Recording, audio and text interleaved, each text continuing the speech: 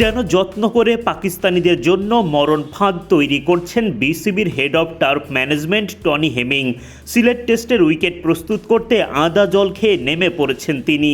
নিজের কাজ তো করছেনই, সুযোগ পেলে মাঠকর্মীদের কাজেও সাহায্য করছেন। বৃষ্টি থেকে উইকেটকে রক্ষা করতে অভিনব ব্যবস্থা হেমিং ও তার দলের।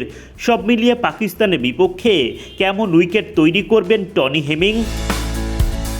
মঙ্গলবার বিকেলে ঢাকা টেস্ট শেষ হয়। পরদিন বুধবার সিলেট টেস্টের উইকেট ঠিকঠাক করতে মহাব্যস্ততা টনি হেমিংয়ের।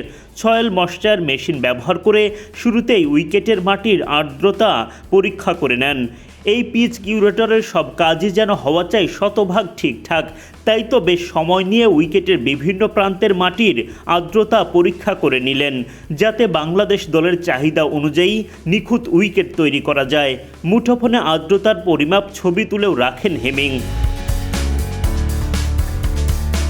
আবহাওয়ার পূর্বাভাস বলছে সিলেট টেস্ট বৃষ্টির কবলে পড়তে যাচ্ছে, তাই তো উইকেটের পরিচর্যায় থাকতে হবে বাড়তি সতর্ক।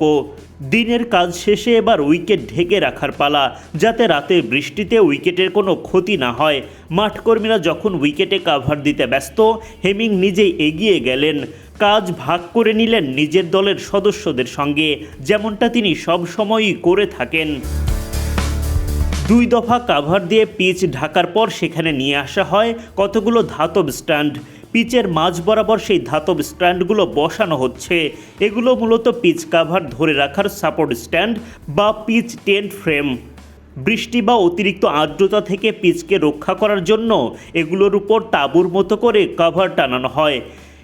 এই ফ্রেম বসানোর প্রধান কারণগুলো হচ্ছে বৃষ্টির পানি সরাসরি পিচে যেন না পড়ে, পিচের আর্দ্রতা নিয়ন্ত্রণ করে ম্যাচের আগে কাঙ্ক্ষিত আচরণ ধরে রাখা যায়। মাঝখানে উঁচু করে স্ট্যান্ড বসানোর কারণে কভারের ওপর পানি না জমে দুই পাশে গড়িয়ে পড়ে। এতে পিচ শুকনো ও নিরাপদ থাকে। সাধারণত টেস্ট বা আন্তর্জাতিক ম্যাচের আগে আবহাওয়ায় বৃষ্টির শঙ্কা থাকলে এমন ব্যবস্থা নিতে দেখা যায়। সিলেট টেস্ট ঘিরেও আছে বৃষ্টির শঙ্কা।